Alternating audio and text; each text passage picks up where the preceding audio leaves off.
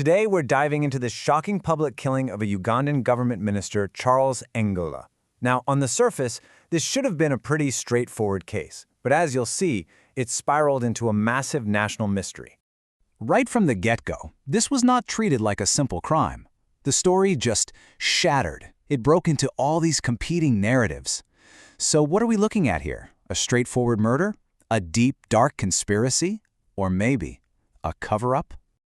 All right, so before we dive into all the different theories flying around, let's just lay down the foundation. What are the cold, hard facts? You know, the things that nobody disputes. So here's what happened. It's the morning of May 2nd, 2023.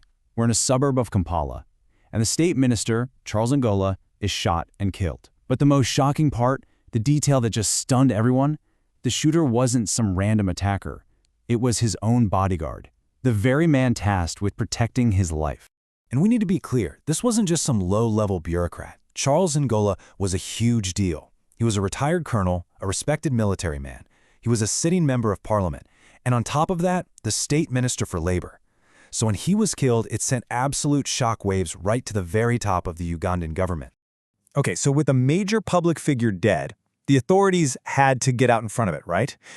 They moved fast to put out a very clear, very simple story about what went down.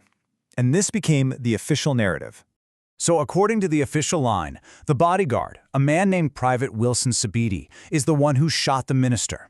And then he turned the gun on himself. It's a murder-suicide. Simple, tragic, and, you'd think, a closed case, right? Open and shut.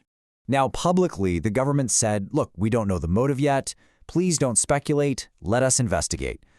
But come on, with a story this big, this shocking, that was just never going to happen. The speculation had already started.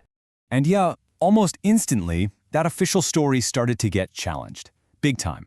On the streets, on social media, people started talking. And with no official motive out there, this vacuum was filled by two very, very different theories. So, was it really that simple? Well, the public was not buying it. Not for a second. For so many people in Uganda, the answer to that question was a hard no. All right, so two main rumors just exploded onto the scene.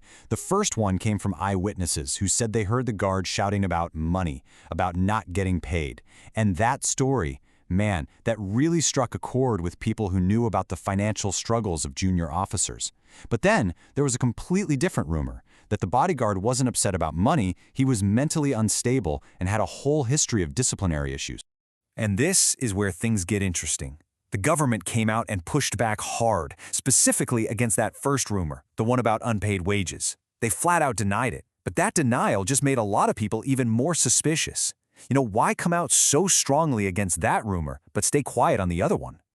So, just as you have these two rumors swirling around, creating all this confusion, the story takes another massive, dramatic turn. Because the victim's own family, Engola's family, steps forward. And they have a piece of information that just blows the official story of a spontaneous act right out of the water. And it all comes down to a single number, 28. The family claims that's how many bullets were fired into his body. Just let that sink in, 28 bullets. And this, of course, led the family to ask a perfectly logical and absolutely devastating question. If this was just a sudden, impulsive act of rage, why fire that many rounds? Why nearly empty an entire magazine into someone? To them, 28 bullets didn't scream spontaneous. It screamed calculated. So now you've got the official story looking shaky. You've got these competing rumors catching fire. And you've got the family raising these really serious questions about the evidence. Suddenly, this isn't just a crime story anymore. It explodes into a full-blown national crisis. Politicians, the public, everyone started demanding real answers. Okay. So let's just pause and recap the different theories on the table right now. First, you've got the government's official line, a spontaneous murder-suicide. But that's got a huge hole in it, thanks to the family's question about the 28 bullets. Then there's the salary dispute rumor from eyewitnesses, which the government went out of its way to deny. And finally, a third, much darker possibility starts getting floated by politicians, that this was either criminal negligence or an outright conspiracy. And this is where we get to the core, unanswered questions that still hang over this case. Let's start with this one. If that second rumor was true, if the guard really was unstable with a record of problems, then who in the military made the call to assign him to a government minister? And that question immediately leads to another, even more chilling one. Was this just a massive screw-up, a catastrophic failure of protocol? Simple, tragic negligence? Or was it deliberate? Was this particular guard put there on purpose? Which brings us to the biggest, most explosive question of all. Was Charles Engola targeted?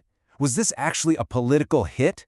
An assassination stemming from some hidden conflict deep inside the government or the military itself? And here's the thing that's just so frustrating. We're now 2 years down the road, and there has been no official public report. Nothing. No conclusive answers for the family, for the nation, just a deafening silence from the top. So, at the end of the day, what are we left with? There are no real answers, just a deep sense of public mistrust. You have an official government story that just doesn't seem to line up with the evidence, and an official silence that feels less like a careful investigation and more like a deliberate strategy. For the people of Uganda, the killing of Charles Engola isn't just another unsolved crime. It's become a huge, troubling question about power, about who's really in charge, and whether the truth will ever see the light of day.